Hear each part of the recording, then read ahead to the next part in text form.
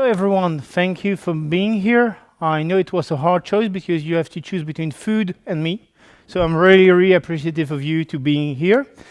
So today I'm going to talk about AI and how AI can make forms a better solution and avoid a lot of the pain points of forms. To give you a small story about how I end up doing that, a bit more than a year ago, I was in Focus in Sweden, and I attended this talk from Lise Raas, and there was that meme.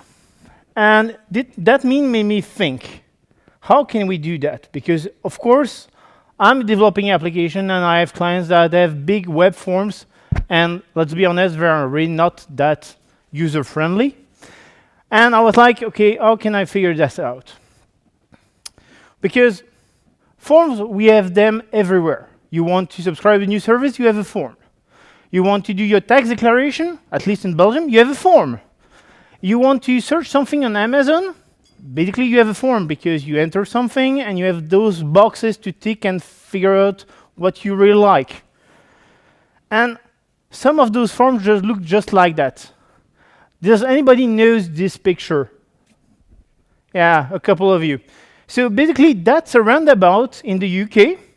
And if you try to figure it out, first you need to remember they drive on the other side of the road. And then take a good moment to figure out how you're supposed to go around that. And that's basically what I feel from time to time when I end up on some forms on some website, because I'm like, okay, they ask me information, but I'm not sure what I need to answer. And you would think, oh, that's when it's really complex. And that's not even true. A couple of months ago, I had to fill a paper form for my daughter for the school, and I saw some questions, and I was like, I'm not sure what they want to have as an answer, because I can at least see 3 possible answers for the same thing. So basically, I tried to figure out what they would like to have as an answer, not what I would put there. Not the best user experience. And just to give you an example, that's the web form you have when you want to do tax declaration in Belgium. I put it in German for most of the people. Let's be honest, I don't understand a word there.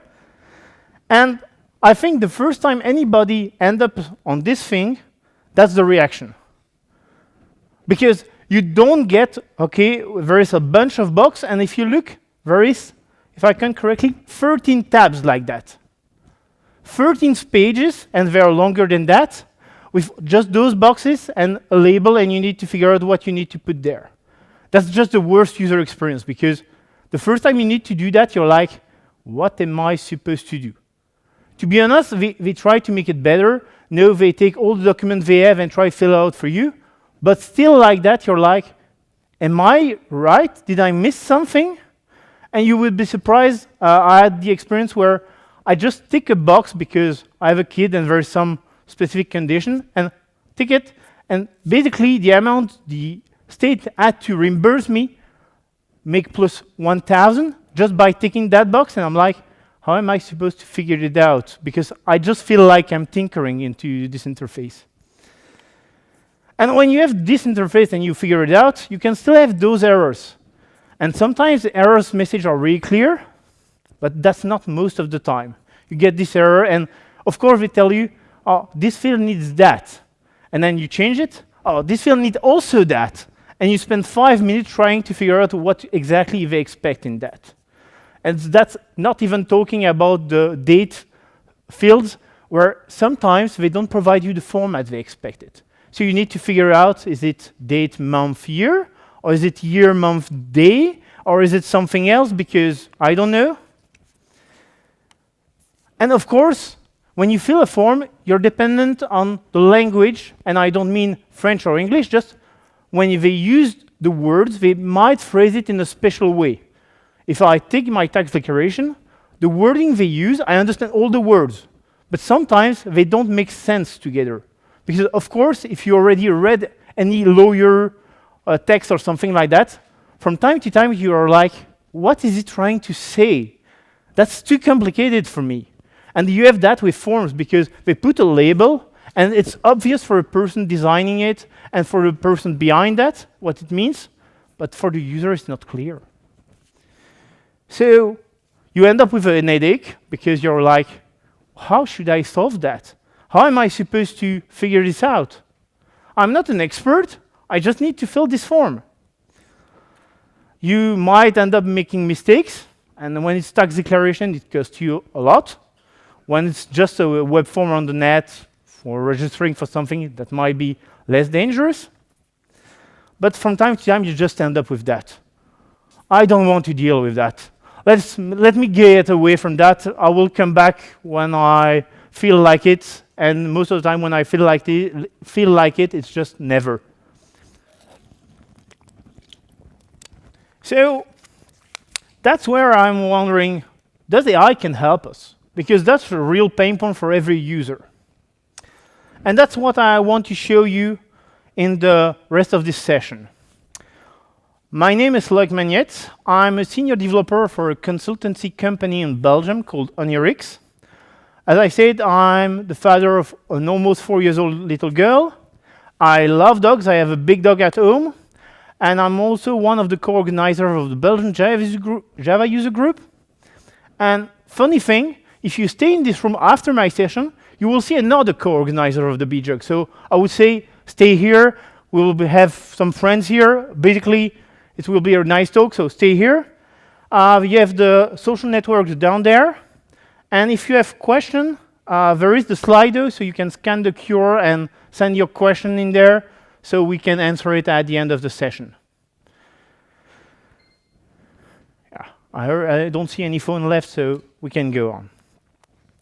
So with AI, the first thing we add is everybody say we need AI. And the first thing everybody did is put this little icon with a button where you can open a chat and chat with it. And at the beginning, it lets you chat about anything. That was the beginning of AI. Everybody wanted a chatbot that can answer any question. And then some interesting person on the internet tried to break it. And they ended up doing quite a good job, making like able to reimburse something they didn't even pay for, or getting a car for $1, or things like that. So people just say, oh, that's too dangerous. Our chatbot's gonna just answer small questions. And basically, the chatbot became just a frequently asked questions, but in the form of a chat. And that's it. And I think it's really sad to think we can just chat about the subject, but not getting anything done by doing anything about chatting. And that's, I think, where we can put all the tools and all the bricks we have here with AI to build something interesting. Because we should not stop ourselves of building fun things and useful things for a user just because we are scared. We should try it. So when you have AI, there is a few things you should know about. The first thing is probably the prompt. Everybody heard about prompt.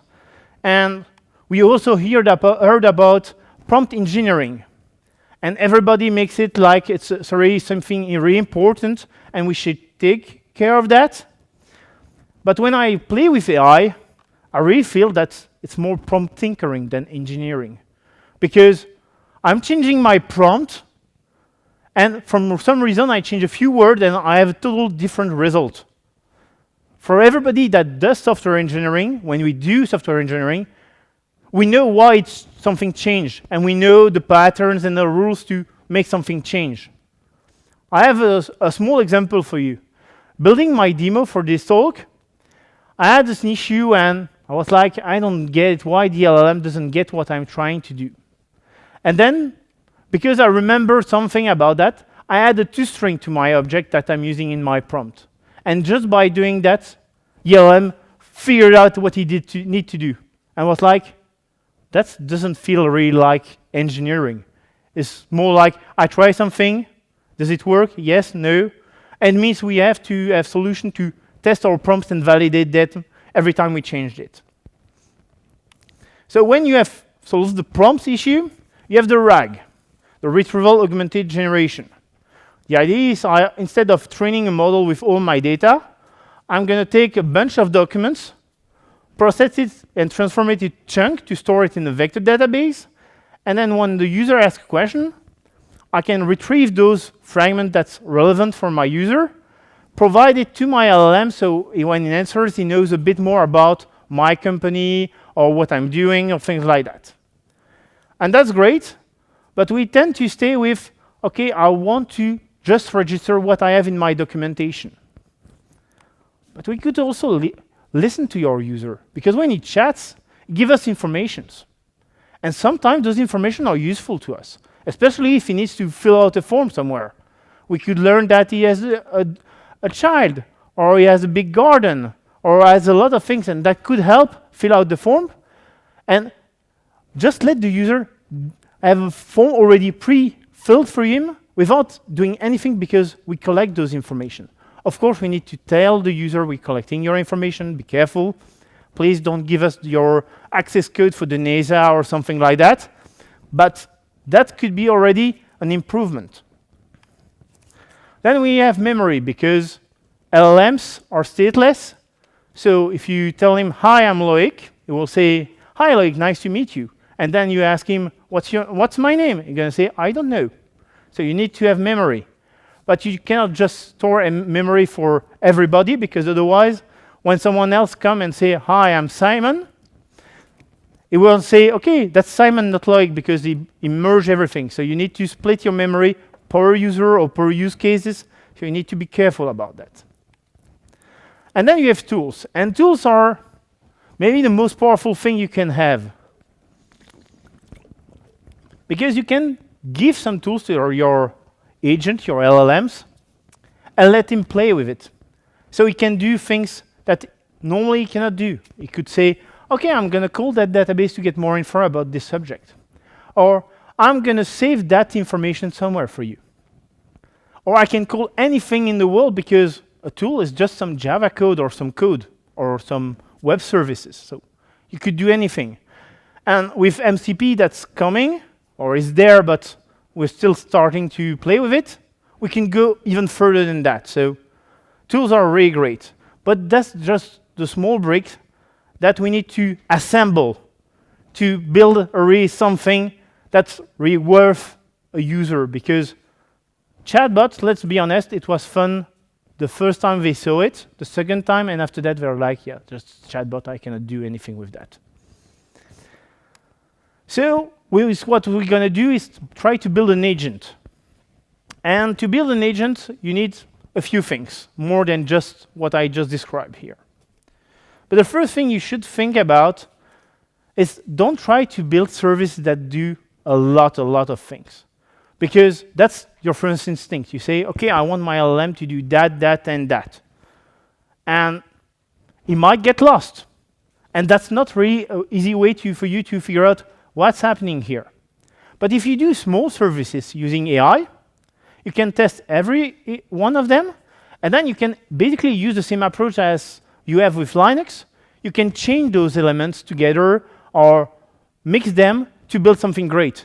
So use small things to build something great. That's way easier, and that's why what we try to do with every software problems. We try to split it in small pieces to have a good solution, not try to figure out everything at once in one method. And then we have those patterns when you want to build an agent. The first one is routing. The idea is simply, my AI agent might not be able to answer every question. You don't go to the doctor to answer any question about boats, for instance. You need a boat expert for that. So we will do the same thing. We have an AI that will say, okay, that question is more about company, or it's more about puppy adoption, or just about dogs in general. And that's a really good way to have more oriented answer for the user. So that's where I'm gonna show you a live demo. So I have built this website to adopt a puppy. And I have my little chat here. So I'm just gonna say, I'm looking for a dog, but I don't know what breed would, apparently I don't find my keys today, would match my lifestyle. I will let him work and show you the code behind that. So what I have here, I have this simple chat method, and I have this router, and it will classify my question. And if you look at what's my question, just by the way, I'm using Quarkus and LangChain4j. Does anybody here is familiar with Quarkus? Okay, a couple of hands. You will love Quarkus if you try it, so please try it. And very nice integration with LangChain4j if you want to do AI. So here I just have a service. I say it's a AI service. I provide the user message. And what I tell in that is, OK, you can categorize my message in 3 categories: puppy, adoption, and company. And I provide description for every case. And it will answer me with an enum, because LangChain4j is able to convert some text into a POJO or an enum. And if you look at my category, it's just the same thing. And you can even, with LangChain4j, provide a description for every element to help the LLM figure this out. So in the meantime, he answered me saying, OK, I can help you, give me some answer. And I went further than that. Based on the answer, I ultimately redirect the user in my user interface to the page where he can adopt a puppy, where he can find the perfect puppy for him. Because we can do that. We know what he's looking for based on this category. So he's going to ask me what I would like as a puppy. So let's say I would like a large dog, but I want it to be friendly with kids. I like to go for long walks. And that's already a good start. So basically, I'm telling him, OK, I'm looking for something. And we'll do that. And I will show you how you can do that. So I will let him cook. The next thing you need, it's another pattern you can use when you build agentic system, is chaining. The idea is to say, OK, I have a message from the user. I will let him go to a first AI service. Then this AI service will provide an answer. I will use this answer to send it to another AI service, and so forth, like this. We'll go through multiple AI services. And between those, you can even put Java code. You can do anything between those. You can use the answer to do whatever you want. So in the meantime, he answered me, giving me a few possible answers. I will show you how you can do that. So I have my puppy service just here. What I'm doing, as I said, I'm storing every question the user provides, so I can fill out my form further down the line. This part, you don't need to be really interested about it. The first part I try to do is fill out the form, because my search is basically a form. So I have a prompt that's saying, OK, you need to fill out an object based on the provided information. I provide the user message, the current state of the form, because I don't want it to try to overwrite everything. And I can even provide other information. I will also provide him with tools. There is 2 ways to provide tools with LangChain4j and Quarkus. The first one is to provide it for the whole service with the tools here. Or you can just provide it for one method using the toolbox. And I provided the class, that's my puppy repository. And what it allows him to do is to get all the available puppies, because I don't want him to recommend me a puppy that's not available. Another thing is him provide me all the breeds that I know of in my database. So he can give me more interesting answer about that. So let's go back here. My puppy service. After that, I'm doing some magic here to filter I have a good with field to say, OK, I want puppy that are good with children or with cats or things like that. And from time to time, LLM tend to hallucinate. So that's just some code to say, OK, it gives me some value and will filter based on what I know. Because from time to time, LLM hallucinates, and I don't want to get filter that doesn't exist, basically. Then I will do another thing, is try to select the right puppy for the user. So again, I'm going to say, okay, you should try to find the right puppy based on the information you have. And here's a list of puppy. I could also use just a tool to provide him a tool to find all the puppies. The two ways works, so I wanted for you to know that you can do both. And then I just answer that with all the information. So that's how he said, okay, here's a few puppies for you. That's interesting. So I can select a puppy, start the adoption process, and that's where I end up on those infamous forms that we need to fill everywhere. But before going too deep in that, I want to continue a bit. Another pattern you can use when you're building AI agents is parallelization. Because you don't need to chain everything one by one. You could do two things at the same time. And I think the name is quite easy to understand. You say you get a request, you send to two different agents, and when they're done, you merge the answer the way you want to answer the user. In my case, I don't need that, but you might need that. So now I have this form, and let's say, okay, can you help me? Because I don't know where to start. And we'll take some time, and I will show you the code behind that. So I have the adoption service here. So what I'm doing, again, I'm filling the form based on the information I have. I take the current form state, take the new information, and try to fill it out. Again, it's tried sometime to hallucinate the puppy, so I reset it to say, don't touch that.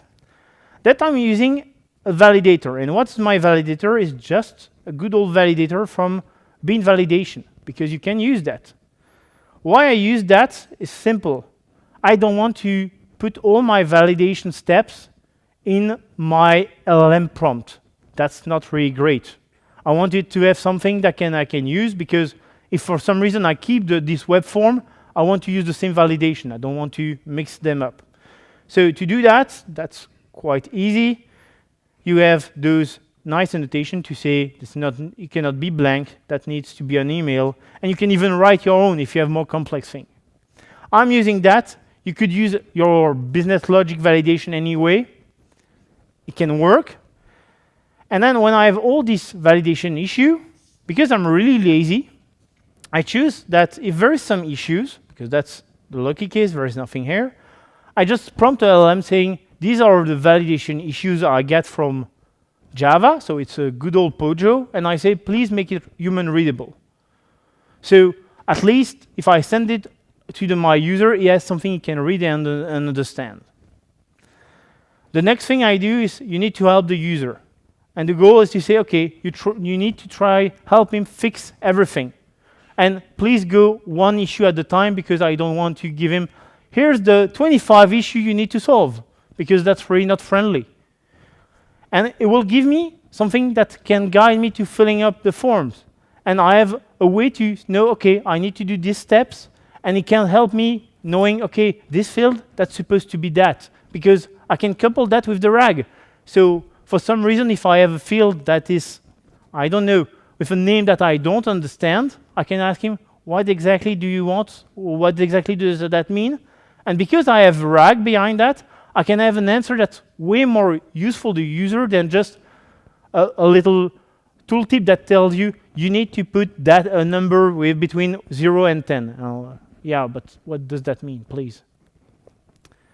So in my case, because I have already some information, it already tried to help me out. It told me, oh, okay, you're Loïc. I know a few things about you, so I can already fill it for you. I don't need to do anything for you. And it will ask me saying, okay, how many people live in your household? So I can say, we are 3, including my 4 years old. And I just provide the information in a natural language, and it will do the work for me to say, okay, I'm going to fill those fields for you. I won't go through the whole form, because I think you get the point of chatting and filling out information. So we say, okay, he asks me another question. But if I go through the form, you will see here, and I missed it. It's a household. It filled out, okay, number of people. You have a children of 4. It's filled out. Imagine everything is probably filled, and at some point I want to have a summary of everything. And because it's live demo, I have some artifacts here. But what I did is to say, okay, if there is no issue, I want you to provide an answer to the user saying, okay, everything is fine, great job. But I also let him generate summary. And basically, I let him generate HTML for me. And it basically generates this. And of course, because it's live demo, like I said, I have some artifacts. But it means I could basically say, I have this Java object with all this validation, and I could let him generate a form for me, depending on what's missing from information. So instead of saying, okay, here's the full form for you, because I know a lot about you, because I have your name, your address, and things like that stored in my knowledge, I could just generate the form asking 2 questions instead of 20. Because LLMs are capable of generating those things. So you could go even further saying, I don't write form anymore. I'm just using AI to generate the small part of the form I need to fill out, provide a chat to help him out, and have a way better experience for the user because he doesn't need to figure out what's needed from him.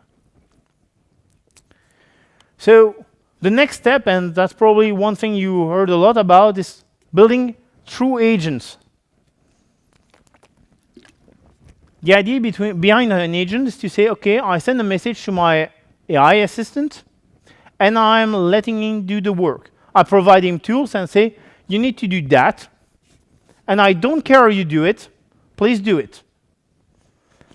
And for me, it's a bit scary, because I cannot really easily figure out what's happening there, and if something goes wrong, how can I fix it?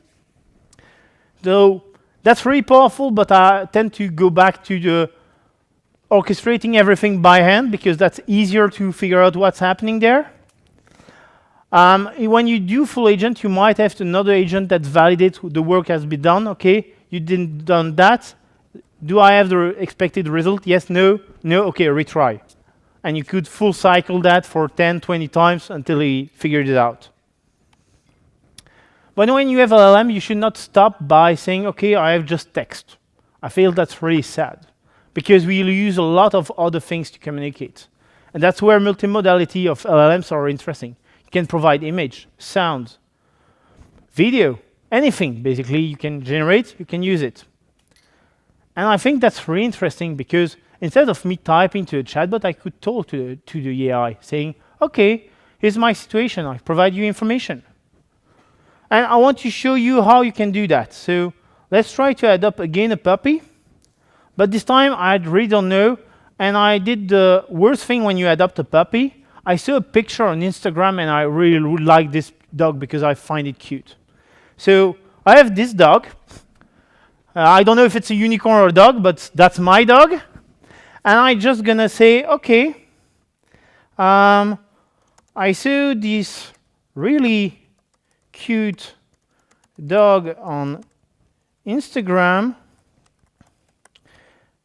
and I would like one of them. I'm just going to provide the image here, so that's my unicorn dog, and send it, and let him cook, and see if he can figure this out. Because if I can provide images or text or file for do that, that's way easier for me. I built for a client where you need to register your charging point for your car, and when you fill the form, you need to fill a lot of technical information, and you probably don't know all those things by heart. So what we do is, okay, you can attach the file, and I just tick. Of course, I'm live demoing, and everything goes wrong. I will restart everything and see if, for any reason, it goes well. But what I did is basically saying, okay, here's the pamphlet I received from the install guy about my charging point. Can you fill this out? And it did it. And that's really nice as a user. I don't need to understand anything. I just provide information and can figure it out. Another thing we've done is, okay, we need to fill out this form, and it's a table when you need to do multiple entry for each person in it, and you need to open a pop-up, fill this out, and everything. I just took a pen and a paper, draw a basic table, not the exact same, providing name, address, and everything, but just the address like a full line, not splitting city or anything, and upload it, and basically, I had an answer. My table was filled without me going through all those steps. So you could basically use everything, all those things to help the user go easier on everything and don't try to figure out what's going on, what do I need to do. So let's try my demo again. I've seen this cute dog on Instagram. I would like to have one. So I did it with not just a good old golden retriever or something like that, because basically, if you ask for a dog to LLM, it will give you a golden retriever. I don't know why. Apparently, it's just because it's really famous and everybody likes them.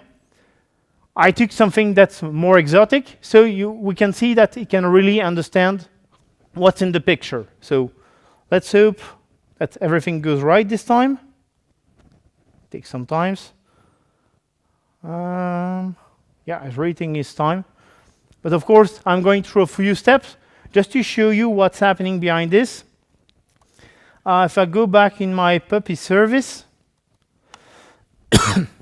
there's this part I told you, don't worry about it.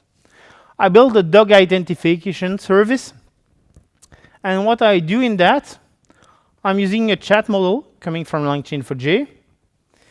And I say, OK, take the file, read everything. I get the image as a base 64.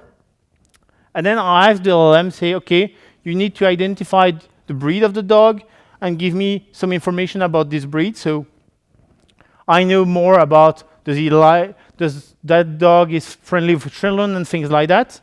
I provide the image and just let the LLM cook on that. And when I've done that, here we go. That's this one. I just provide those extra information to my filling forms, saying, OK, we need to fill the form based on that. So this time, he figured this out. He said, OK, it sounds like you love this cute puppy. We have a Max. It's also a Bouvier des Flandres. So it really finds the right breed just by identifying. So as I said, that's the bad example for adopting puppies.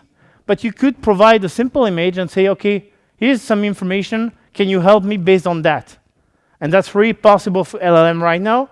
And if you look at my form on the right here, you see that it already filled out saying, OK, that's a large dog. I know that from basically describing that kind of dog.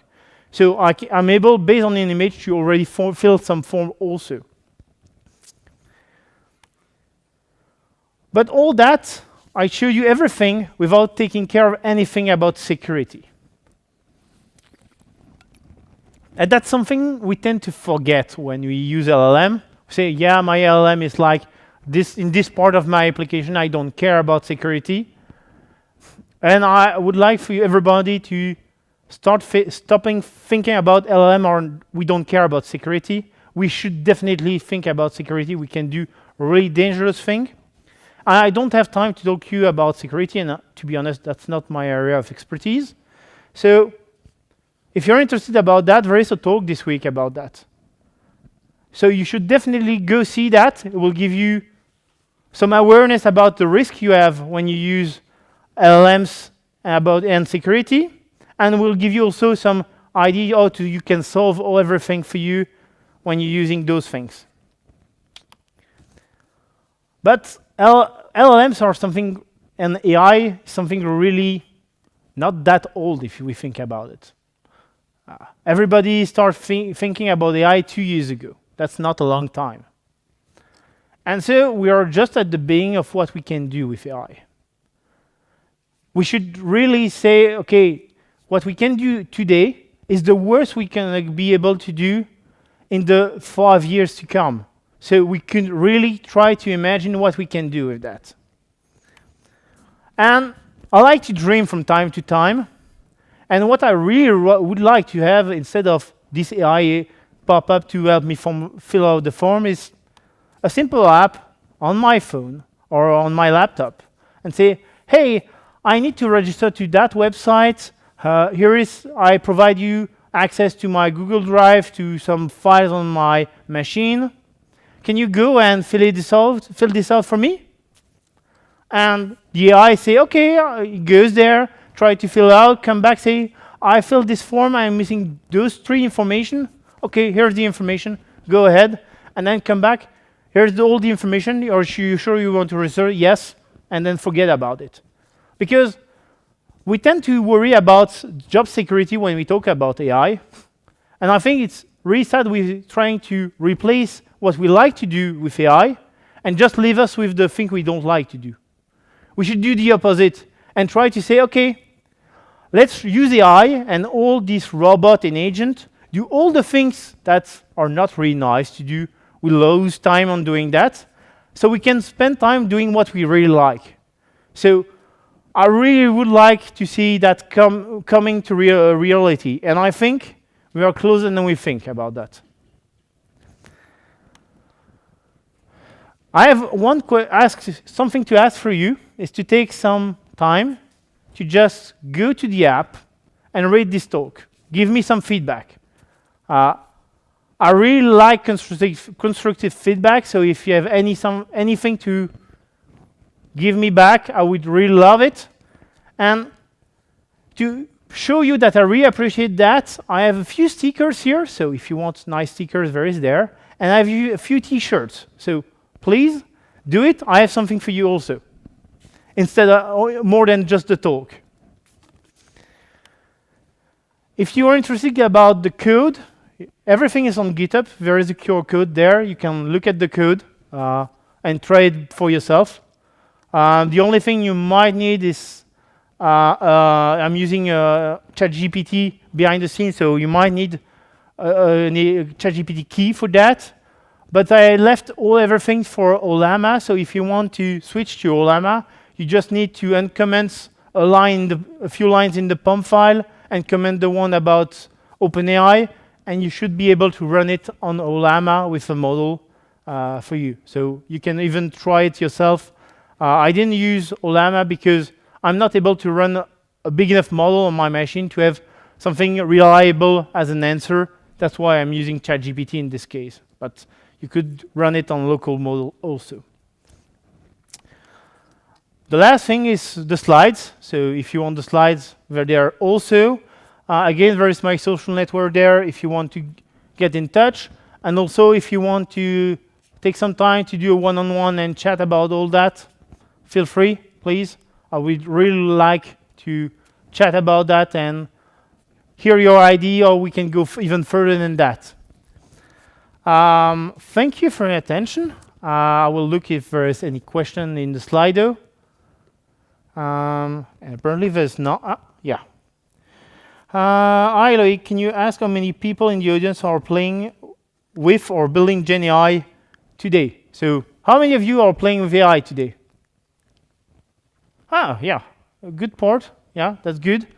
You should definitely try it, because when you start playing with it, one thing I realize is you try to do something, and when you do this thing, you're like, I could do that, and you try that, and then you basically put your hands in something that you want to try, do more and more thing with it, but you still need to remember that sometimes AI is not the solution to everything.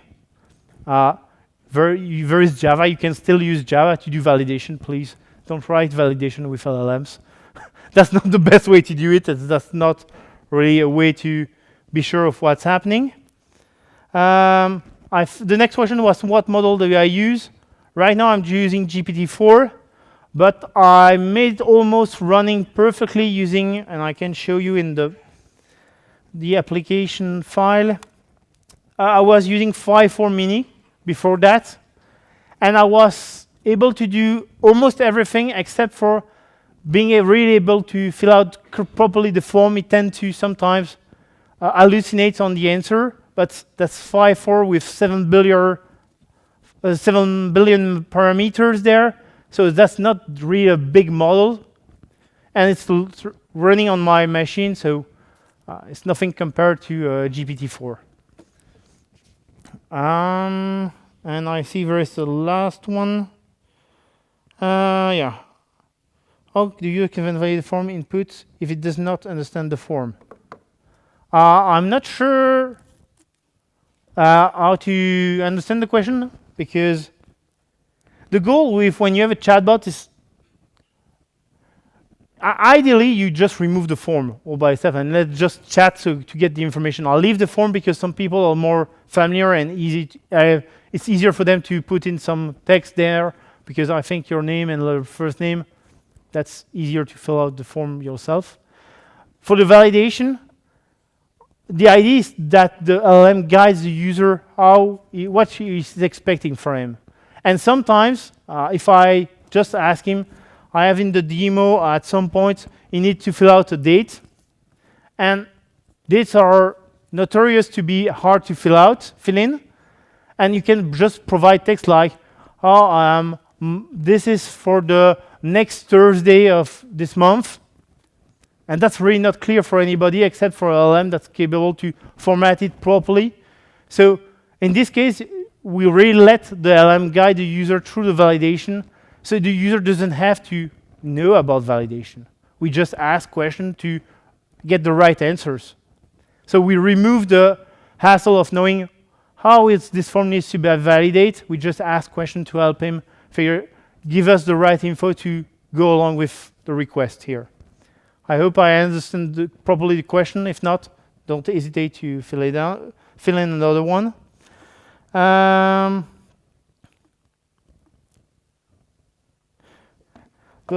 next question is, what would be your choice of LLM for local offline deployment if you have the hardware? And I would answer by another question. What are you trying to achieve with this LLM? Because you don't need to have a large LLM with like GPT-4 to do everything. The proof is I was able to do 80% of my demo just using a small model locally on my machine. So you really need to figure out what you want to do and how complex is it. If you want the easy way, you take just a large model, you just use all the hardware you have and you say, okay, I'm going full blown and I don't have to worry about because I have something that's best in class. But that's basically going to shop for a computer and say, okay, I take the meanest computer I can find, so I know I can run everything on it. And I think nobody does that. Or you're richer than I am, but I don't do that. Same with the car. You don't go say, I will buy the best car ever, because you probably don't need to run every day at 300 kilometers per hour. You might not be able to have to do off-road, so you need to figure out what you want and what you try to achieve with this model. How do you implement a material integration test?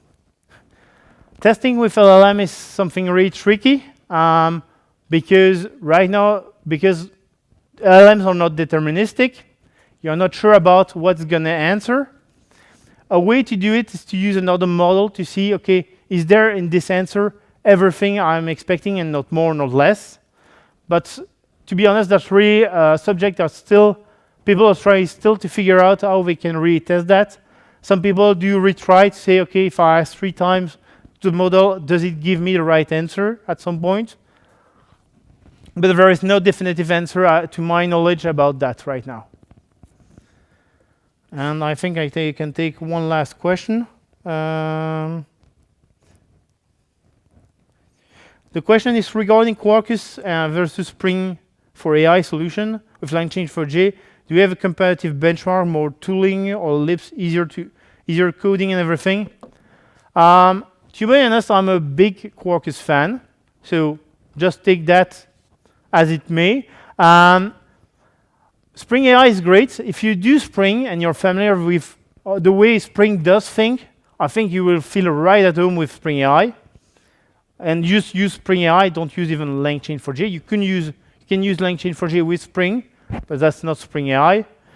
I feel really that Quarkus and LangChain4j, the extension for Quarkus and LangChain4j is really great. If you look at developer experience, if you look at how easy it is to build, that's really, really nice. One thing I didn't show you, I'm using RAG. And to build my RAG system, I'm using an extension called EasyRag. And basically what I need to do is to say, that's the path for all my documents. So I can show you my project here. I have here all my documents. So I have 2 text files. But it's automatically taken by Quarkus and LangChain4j, store it in my vector database. I just said, OK, I have in my POM.xml, I have here a PG vector for my database, and I don't even need to start that database. There is a test container running for me. So to start, it's really, really easy. And you have all the possibility to go further. The example for the multimodality, I can use the chat model directly and do everything LangChain4j allows me to do. And I think something really important, I can switch, just switching my dependency, I can switch model, and I don't need to change code. And I think that's really important. That's why we're using Hibernate and things like that, because we don't want to rewrite everything when we change database. You can do the same thing with LangChain4j when you switch AI models. So that's great. I think we are over time, so thank you again for your attention. If you have questions, don't hesitate to reach out. It will be a pleasure.